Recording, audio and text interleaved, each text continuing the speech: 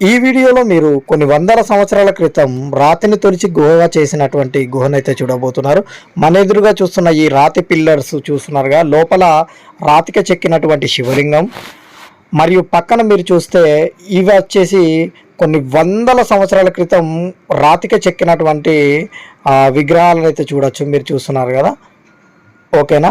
ఈ పిల్లర్స్ కూడా చూడొచ్చు. దీని మీద ఉన్న ఆర్కిటెక్ట్స్ అయితే మీకు కనిపిస్తున్నది. బుద్ధులు సైతం ఇక్కడ ధ్యానం చేశారని అయితే చరిత్ర అయితే చెప్తుంది. పైన చూడొచ్చు 3 తేనె తిట్టెలు అయితే చాలా భయంకరంగా ఉన్నాయి.